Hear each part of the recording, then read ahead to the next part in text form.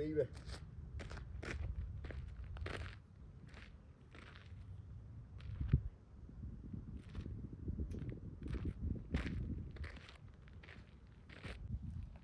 ဒီတကားဖြုတ်ချလိုက်ပြီ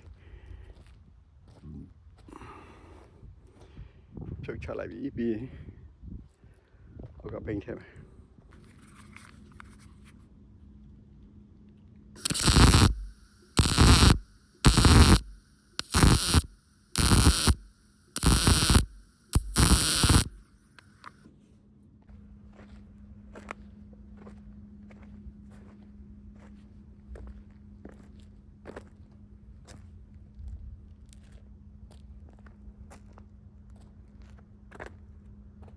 ဒါရင်တကားဟောင်းကို sliding လုပ်တယ်နော် sliding လုပ်ရဆိုတော့ဒီမှာရှောင်းလန်းထည့်ရတယ်နော်ရှောင်းလန်းထည့်တယ်ကျွန်တော်အောက်က concrete ကနည်းနည်းရှိတယ်ဆိုတော့ဘာလို့ဆက်မလို့နော်ဒါလည်းမှ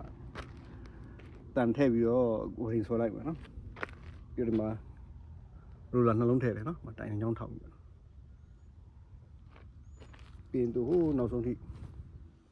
ရှောင်းလန်းဟိုနောက်ဆုံးထိသွားမှာသူဘိန်းဟာမိတဲ့ထိပေါ့နော်ဒီမှာလောက်တော့ပို့လွယ်တယ်ကျွန်တော်ဟိုမှာလောက်ထားတယ်နော်ဟိုမှာနည်းနည်းပို့ပြီးတော့ပို့ရှုပ်တယ်နည်း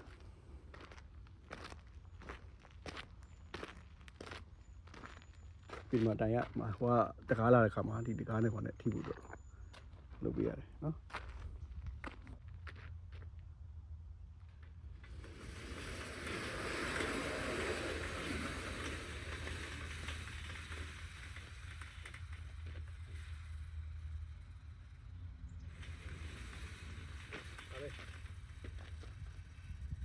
ကျွန်တော်ဝေးဖွင့်ကြမလို့နော်ဒီ